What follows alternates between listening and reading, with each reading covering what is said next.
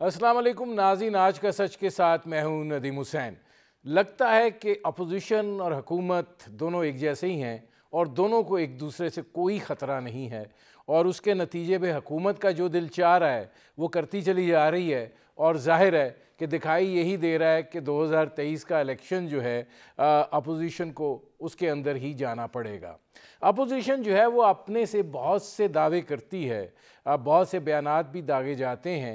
अब पीडीएम के 23 मार्च के महंगाई मार्च को ही ले लीजिए, दिखाई ये देता है कि इसके अंदर भी काफ़ी इफ्स एंड बट्स जो हैं वो अपनी जगह के ऊपर मौजूद हैं। अगर मगर चलेगा, क्योंकि खैबर पख्तूनख्वा के अंदर जो बल्दियाती इंतखाबात का दूसरा मरहला है वो अब 27 मार्च से है।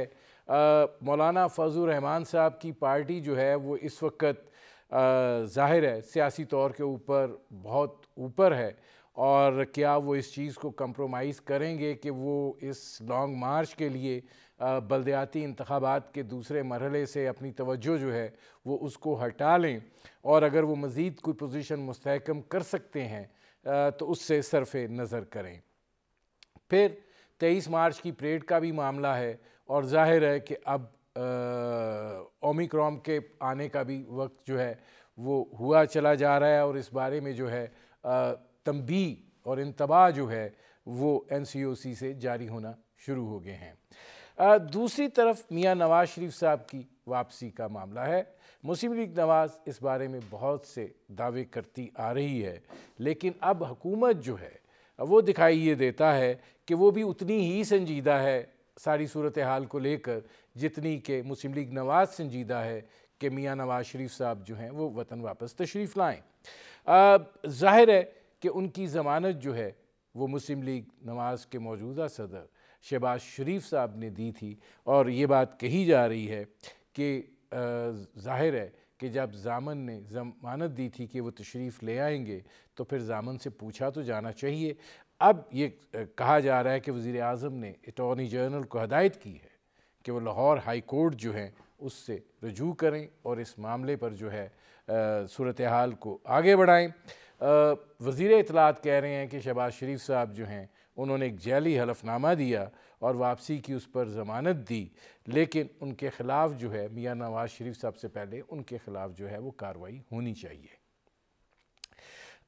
मियाँ नवाज़ शरीफ साहब की लंदन से वापसी जो है क्या मुमकिन है, और क्या ये उनकी सवाबदीद है कि वो जब आना चाहें वो आएँ, ना आना चाहें ना आएँ। जो बरतानवी हुकूमत के साथ उनके जो मामलात हैं या वहाँ के कवानीन के तहत उनको जो मसाइल हैं, क्या वो इसकी राह में हायल हो रहे हैं, आड़े आते हैं, ये भी एक सवाल है।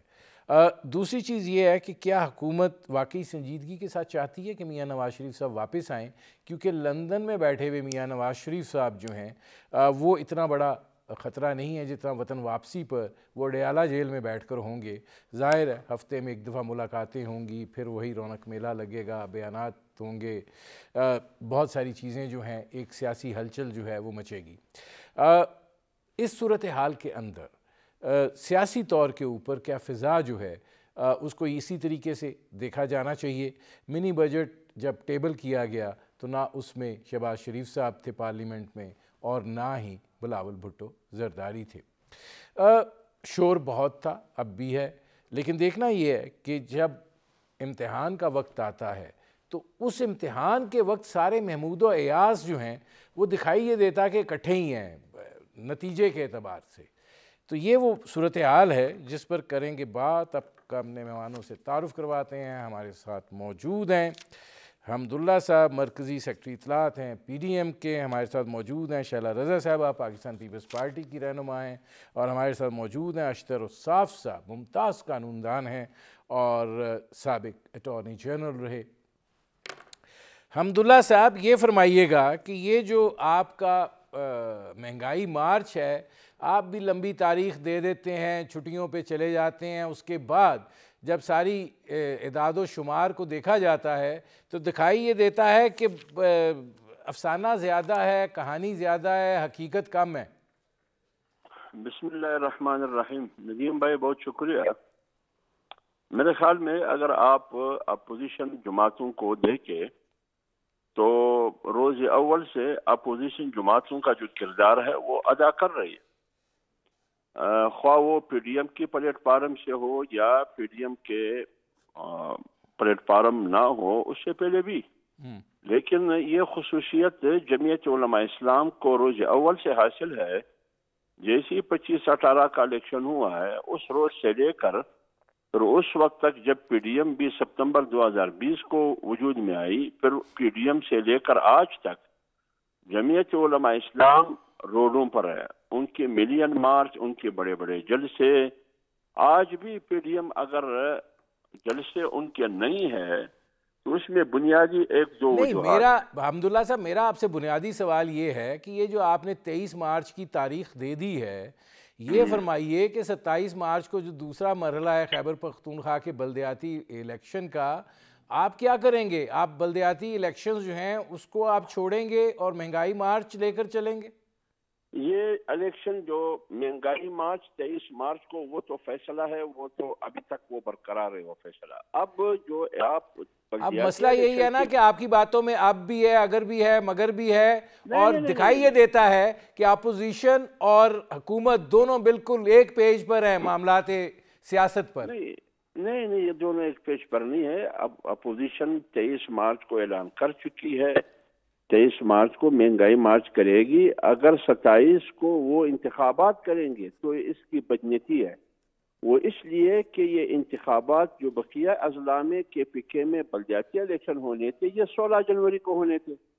اب انہوں نے پی ٹی آئی کی حکومت جو خیبر پختونخوا کی ہے یا وفاق، ان کی کوشش یہ ہے کہ یہ انتخابات نہ ہو، کیونکہ جو انتخابات بلدیاتی ہوئے ان کو بدترین شکست کا سامنا ہوا. آگے ان کی کوشش صرف کے پی کے میں انتخابات ملتوی کرنا یا نہ کرنا ان کی منصوبے میں شامل نہیں، بلکہ پنجاب میں بھی ان کی کوشش یہی ہے کہ بلدیاتی الیکشن نہ ہو. تو اس لیے ہم اپنی اسٹریٹجی بنائیں گے. حکومت جیسا ہی جو کچھ کرے گی، Pakistan Democratic Movement P D M کی بھی حکمت عملی اسی کے مطابق ہوگی. میں حمداللہ صاحب آتا ہوں. اب شیلا رضا صاحبہ یہ فرمائیے گا کہ بہت شور تھا، بہت ہنگامہ تھا منی بجٹ کے حوالے سے، اور جب وہ ٹیبل ہوا تو نہ لیڈر آف دی اپوزیشن تھے، نہ بلاول بھٹو زرداری صاحب تھے. ایسے لگا کہ بس ٹھیک ہے، ایک روٹین افیئر ہے، احتجاج کرو جیسے ماضی میں ہوتا آیا ہے. یہ کیا پبلک کنزمپشن کے لیے سیاسی سطح پر دعوے کیے جاتے ہیں؟ روک دیں گے، نہیں ہونے دیں گے، گرا دیں گے؟ بہت شکریہ ندیم صاحب آپ کو، اور حمداللہ صاحب بہت دنوں بعد میرے ساتھ پروگرام میں، ان کو تمام دیکھنے والوں کو میری طرف سے سلام ہو. دیکھیں، یہ ٹیبل جس دن ہوا ہے تو سب جانتے ہیں کہ 27 دسمبر کے بعد ہماری کچھ روٹین کی میٹنگ ہوتی ہے اور پارٹی لیڈرشپ اس میں بزی ہوتی ہے. تو لیکن اس کے بعد یہ ہے کہ ابھی اس کے بہت مرحلے باقی ہیں. اصل بات تو یہ ہے کہ جس کی پارٹی نے یہ پیش کیا حسب معمول وہ نہیں تھا عمران خان. ہمارے لیڈرز تو ہوتے ہیں اور آگے بھی ہوں گے. اور رہی بات، میں یہ سمجھتی ہوں کہ اپوزیشن میں جو پارٹیز ہیں جو اسمبلی میں ہیں، وہ اسمبلی کے اصول کے مطابق اپنی اپوزیشن کا کردار ادا کر رہے ہیں. یہاں تک کہ اب خواتین پر خواتین سے حملے بھی شروع ہو گئے، جو کہ سندھ اسمبلی میں تو بہت زیادہ ایک اٹیکنگ صورتحال رہتی تھی، اور جو اسمبلی کے وہ باہر تو شیلا رضا صاحبہ غزالہ سیفی کہہ رہی ہیں کہ شگفتہ جمانی نے ان پر حملہ کیا ہے، اور ان کی اب کیونکہ یہ معاملہ عدالت میں شاید چلا گیا ہے، لیکن شگفتہ جمانی کی یہ 4th ٹرن ہے. اس سے پہلے وہ صوبائی اسمبلی میں تھیں اور کبھی کسی قسم کا کوئی نہیں رہا. سندھ کی خواتین کی صدر ہیں بڑے عرصے سے. اور اس میں شیلا رضا صاحبہ ایک سوال میں آپ سے براہ راست پوچھنا چاہتا ہوں کیونکہ مجھے آگے بڑھنا ہے. یہ فرمائیے گا کہ آپ کو لگ رہا ہے کہ اپوزیشن پارٹیوں کے اندر اس حوالے سے کوئی مشاورت ہو رہی ہے؟ مسلم لیگ نواز کے ساتھ بھی کوئی رابطہ ہے کہ کوئی عدم اعتماد کا آغاز جو ہے وہ کسی سطح سے کیا جائے؟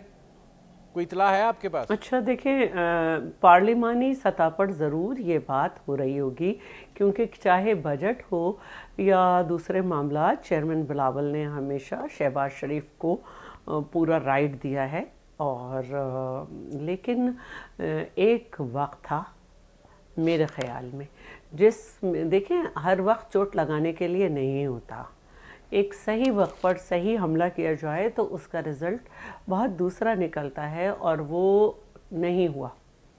اور ہم نے اپنے حملے، چاہے ہم مہنگائی کے خلاف پورے پاکستان میں ایک ساتھ تمام ڈسٹرکٹ میں کریں مظاہرہ، یا گیس کی لوڈ شیڈنگ پہ ہماری پارٹی کا اپنے سلسلے جاری ہیں، لیکن اس کو بھی اگر مشاورت کریں، اور اصل بات یہ نہیں ہوتی ہے اسپیکر کے خلاف یا ڈپٹی اسپیکر کے خلاف عدم اعتماد کی، ظاہر ہے کہ گورنمنٹ، اسی لیے گورنمنٹ ہے کہ نمبر گیم ان کا زیادہ ہے اور ہمارا کم ہے۔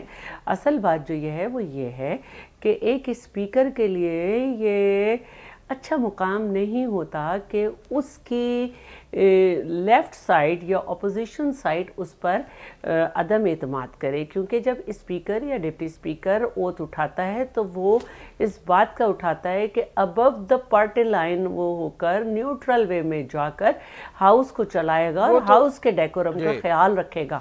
اگر اپوزیشن کو اس سے مسئلہ آیا ہے، اور اس حد تک مسئلہ آیا ہے کہ وہ اسی عدم اعتماد لا رہے ہیں، تو انہیں معلوم ہے کہ یہ ناکام بھی ہو جائے گی، لیکن اس کے اوپر ایک دفعہ پروٹیسٹ ہو جائے، یہ بڑی بات ہوتی ہے۔ تو اس میں شعلہ رضا صاحب آتا ہوں اب۔ اشتر وصاف صاحب آپ سے 2-3 سوال ہیں۔ پہلا سوال تو یہ فرمائیے کہ کیا نواز شریف صاحب جو ہیں ان کے لیے قانونی طور پر برطانیہ کے اندر مزید قیام جو ہے وہ مشکل ہو رہا ہے، اور یہ وجہ ہے کہ ان کی واپسی کی باتیں ہو رہی ہیں؟ پھر میں آگے بڑھتا ہوں۔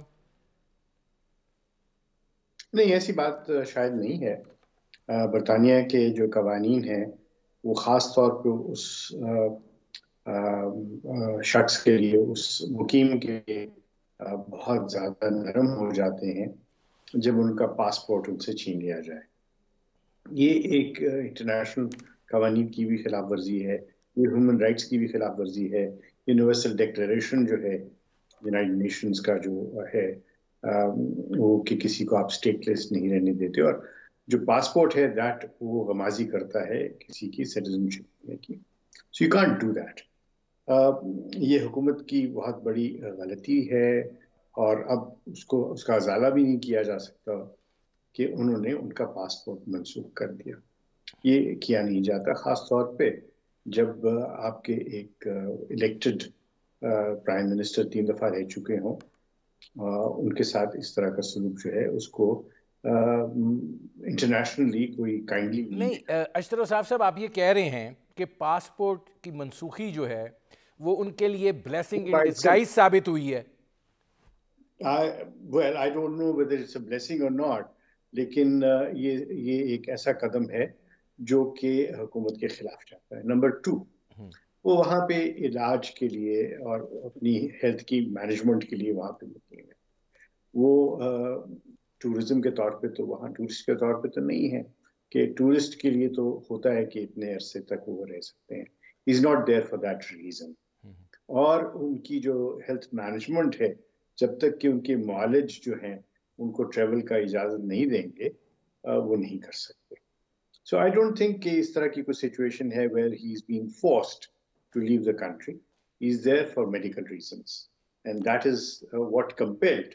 وہی ایک ریزن تھا جس پہ کورٹ نے ان کو جانے کے لیے اجازت دی، اور بعد میں حکومت خود اس بات کی اجازت دی تھی کہ وہ ملک سے باہر سفر کر سکے۔ اچھا یہ فرمائیے گا کہ اگر ان کو پاسپورٹ نہیں ایشو ہوتا، اب ان کے پاس کوئی ویلڈ ڈاکیومنٹ تو ہے نہیں ہے، تو یہ پاسپورٹ ایشو نہ کرنا ان کے لیے وہاں پر راستہ رکنے کا ہموار کر رہا ہے، بجائے اس کے کہ بند ہو، اور یہ بات جو کہی جا رہی ہے کہ ان کو واپس آنا پڑے گا، ان کا ویزا بھی ختم ہو چکا ہوا ہے، تو ایسی صورتحال میں قانونی کیا ہوگا نقطہ؟ جی میں عرض کروں، اصل میں پاسپورٹ کا منسوخ کرنا یا پاسپورٹ کا رہنا جو ہے وہ اپنی جگہ پہ ہے، بٹ اس کے پیچھے جو محرکات ہیں وہ چیز وے کرتی ہے قانون میں اور جو ججز اس کو دیکھ رہے ہوتے ہیں. سو آف کورس وہاں پہ جو قانون دان ہیں اس کو میرے سے بہتر سمجھتے ہیں، جو ان کے معاملات کو وہاں ہینڈل کر رہے ہیں وہ زیادہ ایکسپرٹس ہیں اس معاملے میں. میری ناقص رائے میں یہ ایک ایسا قدم تھا جس کی وجہ سے ان کو جو ہے ایک ایج حاصل ہو گئی بھی ہے آن دا گورنمنٹ، کہ گورنمنٹ کے متعلق جو بات کی جا رہی ہے کہ وہ پرسیکیوٹ یعنی وہ انتقامی کارروائیاں کر رہی ہے، اس کے اوپر مہر لگ گئی حکومت کے استقدام کے ساتھ. ناظرین، ہماری گفتگو جاری ہے، ایک مختصر سے کمرشل بریک کا وقت ہوا ہے، ملتے ہیں اس وقفے کے بعد.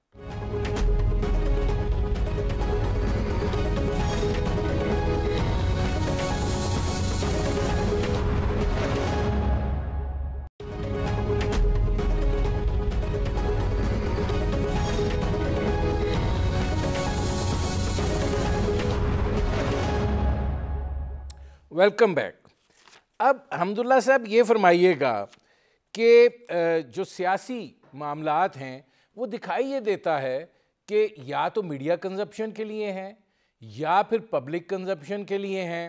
آپ بیانات تو داغ دیتے ہیں، لیکن جو ایک مطلب حکومت بھی کہتی ہے کہ ہم بڑے خوش قسمت ہے کہ یہ اپوزیشن ہمیں ملی ہے. دیکھیں نجیم بھائی، اگر آپ حکومت کی بات کرتے ہیں، حکومت تو ایک ایسی بے حس حکومت اور حکمران طبقہ اس ملک پر مسلط ہے کہ ان کو مہنگائی کا بھی کوئی حص نہیں ہے. وہ سال کا اختتام منی بجٹ پر کرتے ہیں. ان کو عوام کا کوئی درد، عوام کا کوئی دکھ، کوئی پریشانی ان کا احساس ہی نہیں ہے. لیکن رات 12 بجے کے بعد لوگ نیو ایئر کے استقبال کے لیے خوشیاں مناتے ہیں. وہ مہنگائی کی، پیٹرول مہنگائی کا ایک بم گرا دیتے ہیں پیٹرول مسئلات کی قیمتوں میں اضافے سے. وہ اتنی بے حس حکومت ہے. شیلہ رضا صاحبہ، اس میں یہ فرمائیے گا کہ یہ بات جو کہی جا رہی ہے کہ مطلب اپوزیشن جو ہے بنیادی طور پر وہ کردار ادا کرنے میں ناکام رہی ہے جو حکومت کو جو ہے وہ بیک فٹ پر لے جا سکے، اس کو مجبور کر سکے. دیکھیں ماضی میں ہم دیکھتے رہے ہیں کہ اپوزیشن اتنا دباؤ پیدا کرتی تھی کہ اس کے نتیجے میں حکومت کو بعض اپنے فیصلے جو ہیں وہ بدلنے پڑتے تھے. لیکن یہاں پہ یہ نہیں ہو رہا. صرف جلسے کی حد تک، پریس کانفرنس کی حد تک، بیان بازی کی حد تک تو معاملہ ہے، لیکن وہ دباؤ پیدا نہیں ہو رہا کہ جس کے نتیجے میں حکومت جو ہے وہ محسوس کرے کہ اس کے لیے مشکل ہے، اس کو عوام کے لیے کچھ کرنا ہے. دیکھیے، عوام کے لیے کچھ کرنے کا تو اس حکومت کے پاس سوچ نہیں ہے. جہاں تک بات ہے اپوزیشن کی، تو آج یہ اس اپنی اکثریت ہونے کے باوجود جو ہے اسمبلی میں قوانین لاتے ہوئے ڈرتے ہیں، بل لاتے ہوئے ڈرتے ہیں، اور آرڈیننس کے تھرو جو ہے یہ چلا رہے ہیں. نیشنل پالیسی بنائی گئی تو پتہ نہیں کہاں بیٹھ کے بنائی گئی، پارلیمنٹ کو آن بورڈ نہیں لیا گیا. پھر ایک کانسل بنا کے کہا گیا کہ وہ اب فیصلے کرے گی، تو انہوں نے پارلیمنٹ سے بھی سپریم کوئی چیز بنا دی. تو آپ یہ نہیں کہہ سکتے کہ انہیں ڈر نہیں ہے. ہاں، آپ کی اس بات سے میں اتفاق کرتی ہوں کہ یہ خوش قسمت ہیں، کیونکہ یہ کچھ ڈیلیور نہیں کر سکے، لیکن ان کے ساتھ سب ایک پیج پہ ہیں. کوئی وزیر اعظم کے خلاف کہیں سے بھی کوئی غلغلہ نہیں اٹھا. اور اس کے علاوہ یہ کہ جتنے انڈائریکٹ ٹیکسز انہوں نے لگائے، جنہوں نے قرضے کے نام پہ قرضہ لے کے انہوں نے سارا ملک کا بیڑا غرق کیا، ان کو کوئی کسی قسم کا کہیں سے بھی کوئی رکاوٹ نہیں آ رہی. تو واقعی یہ خوش قسمت ہیں، کیونکہ ان کو جو اپوزیشن ملی ہے، اب تک اپوزیشن کا کام یہ تھا کہ ہم پریمیچور نہیں لفظ استعمال کریں، کہ ڈیوریشن سے پہلے ہی جو ہے وہ وزیر اعظم کو گھر بھجوانے کے کام کرے، اور کوئی ایسی حرکتیں کرے کہ شامل ہو جائے ان قوتوں کے ساتھ کہ 20-22 مہینے میں حکومت چلی جائے، اور کوئی نہ کچھ اس طرح سے کر دے. لیکن یہ دو اپوزیشن پارٹیز جو ہیں، میرا آپ سے ایک سوال ہے. اپوزیشن کا ہم نے ایک رول دیکھا ہوا ہے، جو احتجاج بھی کرتی تھی، جو بھوک ہڑتال بھی کرتی تھی، جو اب یہ جو معاملات ہیں کہ جس کے اندر عوام جو ہیں وہ اس وقت دباؤ میں ہیں، اور ظاہر ہے کہ middle class lower middle class میں کنورٹ ہو رہا ہے، اور لوور مڈل کلاس جو ہے وہ غربت کی سطح سے نیچے جا رہی ہے. ایسی صورتحال میں پارلیمنٹ کے باہر کوئی لیڈرشپ بیٹھتی ہے, کوئی بھوک ہڑتالی کیمپ لگتے تھے, کوئی احتجاج ہوتا تھا, کچھ ہوتا تھا, نہیں. اب زبانی جمع خرچ حکومت کی طرف سے بھی ہے اور زبانی جمع خرچ ہی اپوزیشن کی طرف سے ہے. دیکھیے ایک بات میں کہوں گی کہ پارلیمنٹ کی سیاست کا ایک طریقہ ہے, وہ تو بھرپور ہو رہا ہے. پارلیمنٹ کے باہر جو ہے وہ پاکستان پیپلز پارٹی کر رہی ہے, کیونکہ پی ڈی ایم کی طرف سے ایک مشترکہ پلیٹ فارم کی بات کی گئی تھی, وہ چل نہیں سکا. تو پیپلز پارٹی نے اپنا کردار ضرور پورا کر رکھا ہے, لیکن میں یہ سمجھتی ہوں کہ پرانی حکومتوں میں جس طرح اپوزیشن جو ہے پارٹ آف گیم بنی کسی کا اور مختلف حکومتیں گرائی گئیں, وہ بھی نہیں ہونا چاہیے. اپوزیشن کا نام ہے اسٹرانگلی جو ہے کنڈیم کرنا اینٹائی عوام اقدامات کو, اور وہ والے بلز جو کہ کمزور ہوں, عوام کو کوئی فائدہ نہ دے سکیں, ان کو اسٹرانگ کرنا. تو پیپلز پارٹی کا تو اپنا ایک مزاحمتی سلسلہ بالکل جاری ہے. باقی قوتوں کو کیا کرنا ہے یہ ان کا فیصلہ خود ہوگا. اگر اپوزیشن مختلف پولیٹیکل پارٹیز پہ مشتمل ہو تو آپ سب سے ایک قسم کے رد عمل کی توقع نہیں رکھ سکتے. اچھا, اس میں اشتر صاحب یہ فرمائیے گا کہ اب یہاں پہ یہ بات ہو رہی ہے کہ نواز شریف صاحب کے ضامن تھے میاں شہباز شریف صاحب, اور میاں شہباز شریف صاحب نے ایک 50 روپے کے اسٹامپ پیپر پہ ان کی ضمانت دی تھی. حکومت یہ کہتی ہے کہ اب ضامن کو پکڑو. تو ٹھیک, کس چیز کے لیے پکڑے؟ کہ بندہ ہی واپس نہیں آیا جس کا انہوں نے کہا تھا کہ وہ واپس آ جائیں گے. ہاں, تو اس کا متن کیا حکومت نے پڑھا ہے؟ اس کا متن یہ ہے کہ جب ان کے ڈاکٹرز اس بات کی اجازت دیں گے کہ وہ سفر کر سکتے ہیں, وہ پاکستان آئیں گے. So it all depends on the doctors. اور جب تک کہ ڈاکٹرز کی سرٹیفکیشن نہیں ہوگی ہی کانٹ ٹریول. کوئی بھی ایئر لائن ان کو جہاز میں بٹھانے کو تیار نہیں ہوگی, خاص طور پہ جب کہ ایک یہ جوڈیشل ورڈکٹ تھا کہ یہ بیمار ہیں اور رپورٹس تھیں کہ ان کا جو ہے علاج پاکستان میں نہیں ہو سکتا. So it all depends on the doctors, not on Shehbaz Sharif, not on the government, not on anybody else, but the doctors. پہلے بھی ڈاکٹرز ہی نے سرٹیفائی کیا, سو اب ڈاکٹرز ہی کو سرٹیفائی کرنا ہے whether he can travel or not. So it is more of a certificate. یہ خواہش کا اظہار ضرور ہو سکتا ہے, لیکن کیا یہ لیگلی ممکن ہوگا؟ میرا بصد احترام یہ کنسیڈرڈ اوپینین ہے کہ یہ لیگلی ممکن نہیں ہوگا. اس میں یہ فرمائیں اشتر صاحب کہ وزیر اعظم نے جو اٹارنی جنرل کو لاہور ہائی کورٹ سے رجوع کرنے کی ہدایت کی ہے, آپ کو لگتا ہے کہ کیس اس میں سے بن سکتا ہے شہباز شریف صاحب کے خلاف؟ وزیر اعظم کی جو خواہشات ہیں ان کو آپ ذرا اس تناظر میں دیکھیں کہ انہوں نے خواہش کا اظہار کیا ریفرنس دائر کرنے کا, وہ نہیں ہو سکا. انہوں نے سینٹ کے الیکشن کے متعلق ریفرنس دائر کیا, وہ بھی نہیں ہو سکا. اس کے بعد جتنے بھی وزیر اعظم کی خواہشات تھیں اس میں تو یہی کورٹ نے بھی بدنیتی کی بات کی تھی کہ جو ریفرنس دائر کیا گیا تھا قاضی فائز عیسیٰ صاحب کے خلاف, وہ بدنیتی پہ مبنی تھا. تو وزیر اعظم کی خواہشات کے پیش نظر ہی سب کچھ ہو رہا تھا.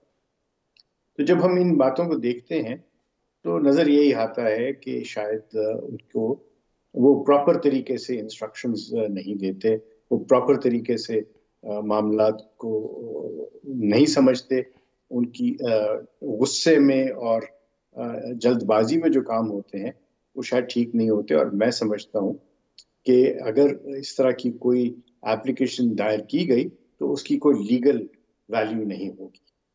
اچھا, اس میں شیلا رضا صاحبہ آپ یہ فرمائیے گا اب کہ آپ کو دکھائی دیتا ہے کہ جو یہ بات کہی جا رہی ہے احتجاج کی, یہ احتجاج جو ہے وہ آگے چل کے بڑھ سکتا ہے, کوئی مومنٹم پکڑ سکتا ہے, یا آپ کو دکھائی دیتا ہے کہ نہیں معاملات چلیں گے اور وہ جو بات کی جا رہی تھی 2022 میں الیکشن کی وہ اس طریقے سے نہیں ہے اور یہ اب 2023 میں الیکشن ہوں گے اور اس کے اندر ہی فیصلہ ہوگا؟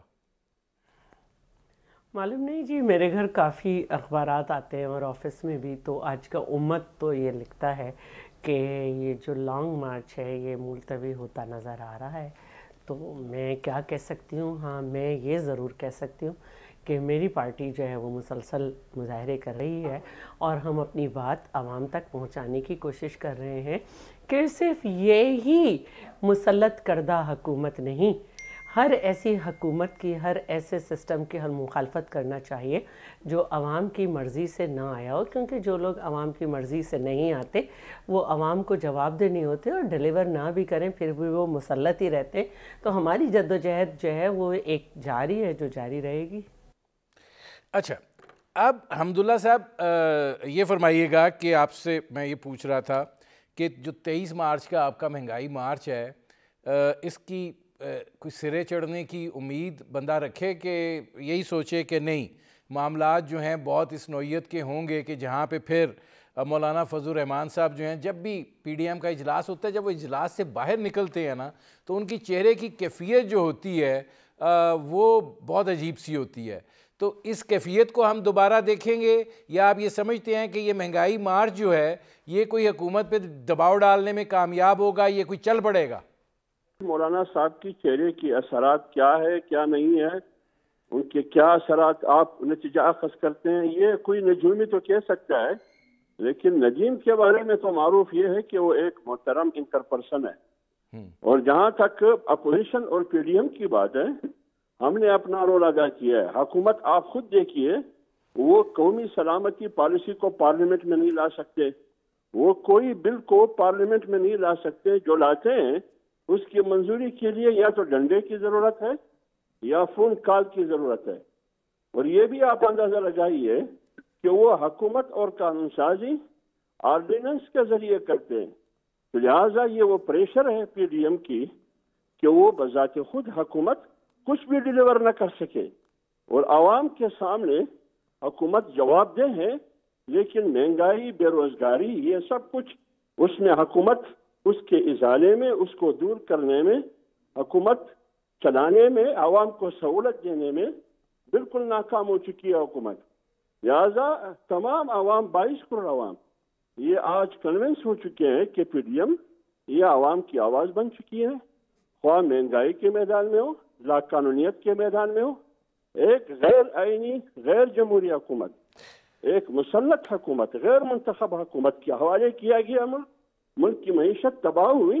آج جو بیانیہ پورے ملک میں ہے یہ پی ڈی ایم کا بیانیہ ہے یا اپوزیشن کا بیانیہ ہے. میں آتا ہوں، یہی ہماری کامیابی ہے. میں آتا ہوں حمداللہ صاحب. خیبر پختونخوا میں ان کو مسترد کیا گیا، خیبر پختونخوا میں ان اضلاع میں، ان ڈسٹرکٹ میں. ٹھیک ہے، میں آتا ہوں حمداللہ صاحب. اچھا، اب اس میں اشتر وصاف صاحب یہ فرما دیجیے گا کہ آپ کو کیا لگ رہا ہے کہ میاں نواز شریف صاحب کی جس واپسی کی بات ہو رہی ہے اس کا مطلب یہ لیا جائے کہ وہ وہاں آرام سے ہیں اور وہ مطلب حکومت جو تصور کر رہی تھی کہ برطانوی حکومت جو ہے وہ شاید ایک ایسا قانونی حالات پیدا ہوں کہ ان کو وہ ملک چھوڑنا پڑے، وہ وہیں پر ہیں؟ آپ کی بات کا میں جواب دینے سے پہلے آپ ہی کی اجازت سے 2 کامنٹس کرنا چاہوں گا. ایک، جو سچویشن نظر آ رہی ہے، اور میں طالب علم ہوں قانون کا اور ہسٹری کا، ہسٹری ہمیں بتاتی ہے کہ یہ جو مہنگائی کا جو سونامی ہے اس نے بہت مستحکم گورنمنٹس کو بھی ختم کر دیا. ایوب خان صاحب کی حکومت تھی اور آپ نے دیکھا کہ کس طریقے سے سارا سلسلہ چلا. اس کے بعد پی این اے کی جو معاملے تھے، پی این اے میں کوئی ایک لیڈر تو نہیں تھا، کوئی ایک ایسے تو نہیں تھے، اور جس طریقے سے وہ موومنٹ چلی وہ بھی آپ کے سامنے ہے. پھر آپ دیکھیں گے کہ جب کیو لیگ تھی اور قحط سا آ گیا تھا، گندم نہیں تھی، چینی نہیں تھی، باقی چیزیں نہیں مل رہی تھی اور مہنگائی آ گئی تھی، تو کیو لیگ کی گورنمنٹ بھی بالکل ختم ہو گئی تھی، وہ الیکشن ہار گئے تھے.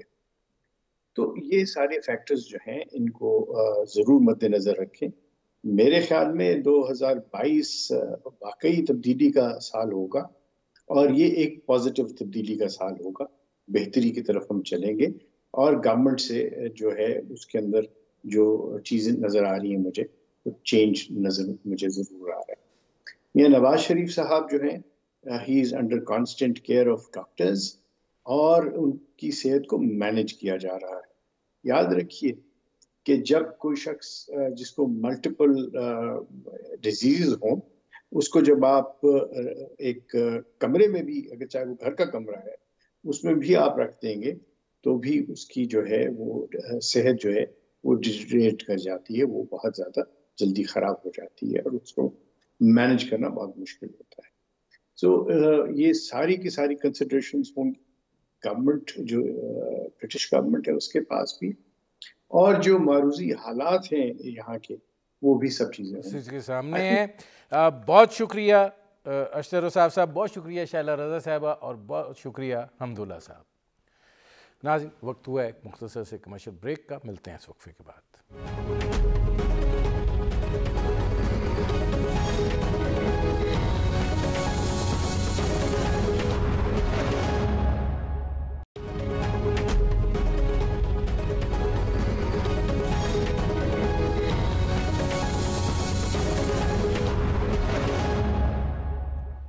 Welcome back.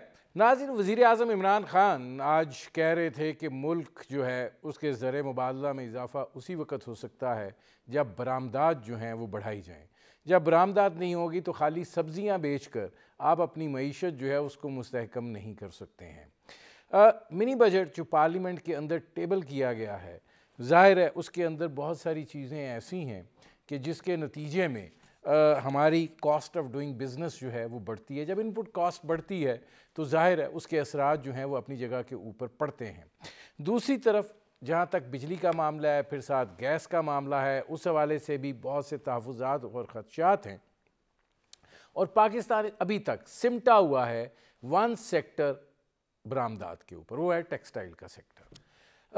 ہمارے جو برآمد کنندگان ہیں، ظاہر ہے کہ کرونا کے باعث بہت سارے آرڈرز جو ہیں وہ ہماری طرف آئے، ہمارے جو برآمد کنندگان ہیں انہوں نے اس کے اوپر انکیش کیا، بہتر کارکردگی دکھائی، اور پاکستان کی برآمدات جو ہیں وہ تقریباً کچھ عرصے سے $2 ارب ماہانہ کی رفتار سے بڑھ رہی ہیں۔ یہ جو طریقہ کار ہے، کیا اب اس تسلسل کو کہ مہینے میں $2 ارب کی برآمدات جو ہے اس کو قائم رکھا جا سکے، آگے حالات جو ہیں وہ کس نوعیت کے ہیں، اس کے اثرات کیا ہوں گے؟ ہمارے ساتھ موجود ہیں زبیر موتی والا صاحب، ممتاز صنعت کار ہیں، ان سے بات کرتے ہیں اور دیکھتے ہیں کہ وہ کیا اس بارے میں کہتے ہیں۔ زبیر موتی والا صاحب، یہ فرمائیے گا کہ آج وزیر اعظم صاحب بھی یہ بات کر رہے تھے، اور لگتا ہے ان کو بہت شدت کے ساتھ احساس ہو گیا ہے کہ وہ ماضی میں جن چیزوں کی تجاویز دیتے رہے ہیں وہ قابل عمل حل نہیں ہے، حل جو ہے وہ برآمدات کو بڑھانے کا ہی ہے۔ ٹھیک ہے 3.5 سال بعد صحیح، لیکن خیال آیا تو صحیح۔ آپ کو کیا لگتا ہے کہ جو حکومت نے اب جو منی بجٹ پیش کیا ہے اس کے اثرات پڑیں گے، اور کیا یہ اس کو رکھا جا سکے گا اس پیس کے اوپر اپنی برآمدات کو؟ وزیر اعظم یہ کہہ رہے ہیں کہ آپ کی ایکسپورٹ بڑھنی چاہیے، سبزی ایکسپورٹ کرنے سے کچھ نہیں ہوگا، یا سبزی اگانے سے کچھ بھی نہیں ہوگا، اس میں کوئی دو باتیں نہیں ہیں۔ میں اس سے بالکل ٹوٹلی اگری کرتا ہوں، اور اس جب میں اگری کرتا ہوں تو اس کے اندر میں وزیر اعظم صاحب سے یہ کہنا چاہتا ہوں کہ بھائی آپ جو ہے نا اس کو یہ دیکھیں، جب آپ یہ ساری باتیں کر رہے ہیں تو اس کا سولوشن بھی دیں۔ اس کا سولوشن یہ ہے کہ آپ نے بہت اچھی اچھی پالیسیاں بھی دیں۔ آپ نے 1% کے اوپر جو ہے کیپٹل انویسٹمنٹ کے لیے لون دیا، اور کوئی $3.5 بلین کی نئی مشینیں آئی، جس سے ڈیفینیٹلی امپلائمنٹ بڑھے گی اور ایکسپورٹ بڑھنا چاہیے۔ اب جو اگر آپ اضافہ نظر نہیں آتا، اس کی وجہ یہ ہے کہ ہم انفراسٹرکچر کی پالیسی دینے میں فیل ہو۔ سب سے بات یہ ہے کہ جب آپ کوئی چیز امپورٹ کرتے ہیں تو اس کے اندر آپ کو کیا چاہیے؟ آپ کو صرف مشین نہیں چاہیے، مشین کا پروڈکشن بھی چاہیے۔ جب وہ پروڈکشن چاہیے کوئی آپ ایکسپورٹ سب کو بڑھا سکتے ہیں۔ اس کے لیے ضرورت کس بات کی ہے کہ ہم پہلے جب یہ پالیسی بن رہی کیپٹل انویسٹمنٹ کی، ہم اس کے ساتھ ساتھ یہ پالیسی کہ آپ نے جو ہے نا یہ اس کو چلانا کیسے، ان مشینوں کو की दरकार होगी, मशीनरी को लिए गैस चाहिए होगी। अच्छा जुबैर साहब, ये फरमाइएगा कि मतलब आप पॉलिसीज़ की बात कर रहे हैं, आप एक तसलसल जो है वो तो पॉलिसीज़ में नहीं है। आपने शरह सूद जो है उसको कम होते और फिर उसको वापस उसी सतह के ऊपर जाते हुए देख रहे हैं। इसी तरीके से जो बाकी इक़दामात हैं उनके अंदर भी कभी रिवर्सल है, कभी आगे की तरफ है।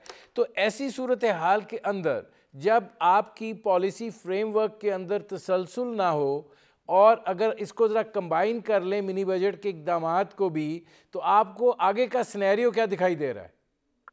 देखिए, वही मैं आपसे बात कर रहा था कि देखिए, अब आप इंटरेस्ट रेट की बात की और उसके तसलसल की बात की, फिर आपने कहा कि पहले आपने कम किए इतने, फिर आप अचानक फिर बढ़ाना शुरू कर दिए। यही पॉलिसी का जो डिफरेंस है, जिसको मैं क्योंकि समझता हूं कि जो इस पे जिसके अंदर करेक्शन की जरूरत है वो यही बात है।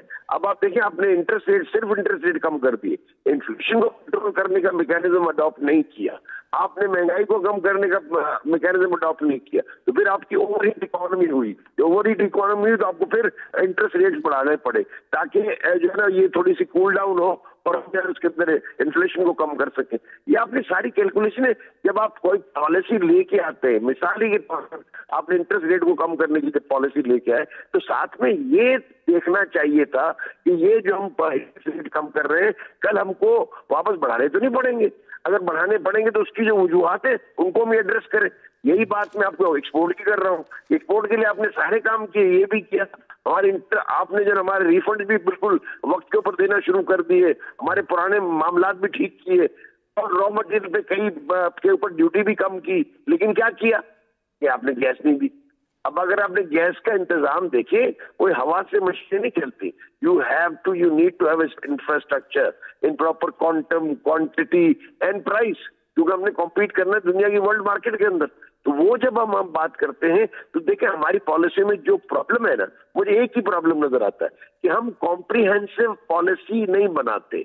हम एड हॉक पॉलिसी बना के उसके डिसीजन लेके उनको अनाउंसमेंट कर देते हैं। उसके अनाउंसमेंट के पीछे ये नहीं देखते, ये मिसाल के तौर पर अगर आपने रोजा रखना है तो सहरी भी करनी है, फिर सहरी के अंदर हमको कोई ऐसी चीजें भी चाहिए जिससे एनर्जी हो। हम खाली रोजा रख लेते हैं तो हम हो जाते हैं शाम के वक्त। यही प्रॉब्लम हमारा है कि देखिए, हमको जो है ना कंप्लीट पॉलिसी को, इसके प्रॉज एंड कॉन्स को देखते हुए कि हमको अगर हमने इंडस्ट्रियलाइजेशन करनी है तो उसके लिए क्या चाहिए होगा, जमीन चाहिए होगी, पानी चाहिए होगा, इलेक्ट्रिसिटी चाहिए होगी, गैस चाहिए होगा, कौन कौन से इंडस्ट्री किसको हम प्रायोरिटी दे रहे हैं, हमारे पास क्या चीजें हैं, फिर हम हमारे पास ये फरमाइएगा कि अब जो भी है, जो चीज, जो फ्रेमवर्क है, स्ट्रक्चरल फ्रेमवर्क जो है, वो जाहिर है एक बजट था, उसके बाद मिनी बजट को ले कर दिया गया है। ये जो सारे आपको लगता है कि ये जो $2 अरब आप हर महीने बरामदात हो रही हैं, ये तसलसल कायम रह सकेगा आगे?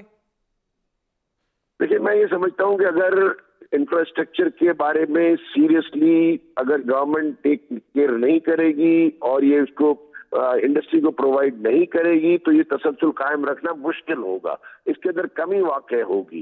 क्यों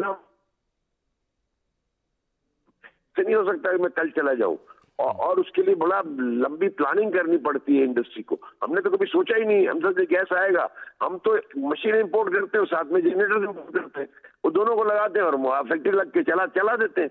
हमारा तो यही सिस्टम है, क्योंकि माल आज अल्हम्दुलिल्लाह पाकिस्तान के से माल की एक्सपोर्ट के अंदर प्रॉब्लम नहीं है, प्रॉब्लम उसको मैन्युफैक्चर करने में है। और मैन्युफैक्चरिंग की जितनी जिम्मेदारी है उसको ईज आउट करना, ईज ऑफ डूइंग बिजनेस देना और कॉस्ट ऑफ डूइंग बिजनेस को रीजनल कॉम्पिटिटर्स के बराबर रखना, ये मेरे हाथ में नहीं है। ये है गवर्नमेंट ऑफ पाकिस्तान के हाथ में, ये है प्राइम मिनिस्टर के हाथ में। तो प्राइम मिनिस्टर को ये चाहिए कि जब ये लेके पॉलिसी उनके पास आए, किसी चीज के उनके सारे वो सवालात पूरे करें कि अगर आपने ये लेके आए हैं तो ये मैं कर दूं, तो इसके बाद इसका क्या होगा, इसके बाद इसका क्या होगा। ये तीनों चारों सवालात के जवाब लेकर कॉम्प्रिहेंसिव पॉलिसी बनाए और लॉन्ग टर्म पॉलिसी बनाए। आप सस्टेनेबल पॉलिसीज बनाए। आप एक पॉलिसी के अंदर एक लैक होता है, दूसरे में दूसरा लैक होता है, तो वो पॉलिसी की जो कामयाबियां होनी चाहिए होती है, हालांकि पॉलिसियां ठीक है, अच्छी है, लेकिन उसकी कामयाबी नहीं होती। जुबैर साहब, जिस तरीके से खामोशी है اور پہلے تو بہت احتجاج بھی ہوتے تھے اور وہ تحفظات کی سے بھی آگاہ کیا جاتا تھا، ایک شور بھی بجتا تھا، ظاہر ہے کہ آپ لوگوں کے جتنے پلیٹ فارمز ہیں وہ بھی استعمال ہوتے تھے، لیکن جس طریقے سے معاملہ چل رہے ہیں اس سے تو یہ دکھائی دیتا ہے، یہ تاثر ابھرتا ہے کہ آپ لوگ خوش ہیں، معاملہ ٹھیک ہیں۔ نہیں ایسی بات نہیں ہے۔ جب آپ نے منیج بجٹ کی بات کرتے ہیں تو ہم دیکھیں پڑھے لکھے لوگ ہیں، ہمیں یہ پتا ہے کہ یہ انہوں نے کیا ہے یہ آئی ایم ایف کی کنڈیشنلٹی کا حصہ ہے۔ گورنمنٹ اس کے اندر میں یہ سمجھتا ہوں کہ میں بھی گورنمنٹ ہوں نا، جو حال میرا اس وقت ہے کہ مہنگائی اپنے عروج پر ہے اور بہت سارے معاملات ہیں جس سے لوگ ناراض ہیں، اس میں اس طرح کا بجٹ لے کے کبھی بھی نہیں آؤں گا، کسی صورت میں بھی نہیں آؤں گا، یہ تو میں اپنے پاؤں پہ کلاڑی ماروں گا۔ تو ہم جو چیمبرز ہیں، جو فیڈریشن ہے، وہ اس بات سے بخوبی واقف ہے کہ یہ جو اس منی بجٹ آیا ہے یہ کوئی خوشی کے ساتھ نہیں آیا، یہ آیا ہے آئی ایم ایف کے، اور آئی ایم ایف سے ہم چونکہ آئی ایم ایف کے پروگرام میں ہیں اور آئی ایم ایف کے ساتھ ہم نے یہ کمٹمنٹس کی ہیں۔ میں یہ ضرور کہہ سکتا ہوں کہ یہ کمٹمنٹس کیسی کمٹمنٹ کی کہ جو ہے نا را مٹیریل پہ بھی ڈیوٹی لگانی پڑتی ہے اور جو ہے نا بچے کے دودھ پہ بھی ڈیوٹی لگانی پڑتی ہے، اور یہ جو ساری چیزیں ہیں عام آدمی کو کتنا اس سے فرق پڑے گا۔ تو یہ جو چیزیں اگر ہم دیکھتے ہیں تو نظر ضرور آتی ہیں، اور اگر آپ یہ سمجھتے ہیں کہ لوگ خوش ہیں ایسی بات نہیں ہے، لیکن ہم یہ بھی سمجھتے ہیں کہ گورنمنٹ جو ہے نا وہ بالکل سٹک اپ ہے، آئی ایم ایف کا پروگرام کو ادھر سے ادھر کم کر نہیں سکتے، انہوں نے یہ کنڈیشنز لگائی ہوئی ہیں، بلکہ پہلے کسی نے کہا کہ نہیں کہ آئی ایم ایف کے پروگرام کی جو ہے نا یہ منی بجٹ کو پاس کروانے کی اتنی جلدی نہیں ہے۔ میں نے کہا یہ بالکل غلط بات ہو رہی ہے، اور انشاءاللہ جو میں نے کہا وہی آج اخبار میں آ گیا کہ نہیں یہ غلط بات ہے، ہم نے کبھی بھی ایسا نہیں کہا کہ ہم جو ہے نا کروانا چاہتے ہیں، ہمیں جلدی نہیں، ہمیں بالکل جلدی ہے۔ 12 جنوری کو جو اجلاس ہے آئی ایم ایف کا، اس سے پہلے ہم کو یہ بجٹ کو پاس کروانا ہے، تو but it was very clear. تو یہ تو دیکھیں آپ اس کے اندر میں اور آپ کیا کر سکتے ہیں کہ اگر ہم آئی ایم ایف کے پروگرام میں، ہاں یہ ہے کہ کوئی ایسا جب میں غفیر آ جائے اور اس کو پروگرام کو نہ چلنے دیں، وہ لیکن ہماری طرف سے یہ نہیں ہو سکتا۔ ہم تو ٹیکنیکل سپورٹ پرووائڈ کرتے ہیں، ہم وہ سپورٹ دیتے ہیں جو کہ جس کے سولوشنز ہوں۔ میں تو ہمیشہ وہ بات کرتا ہوں، وہ ٹاپک اٹھاتا ہوں جس کا میں یہ کہہ سکوں کہ آپ نے یہ غلط کیا، اس کے ساتھ یہ کرنا چاہیے تھا، تو بات تو بنتی ہے، ورنہ تو بات نہیں بنتی۔ ٹھیک ہے، بہت شکریہ زبیر موتی والا صاحب۔ ناظرین، آپ نے ہمارے پینل کے شرکاء کی گفتگو سنی، اب تک کے لیے اتنا ہی، اجازت دیجیے، اللہ حافظ۔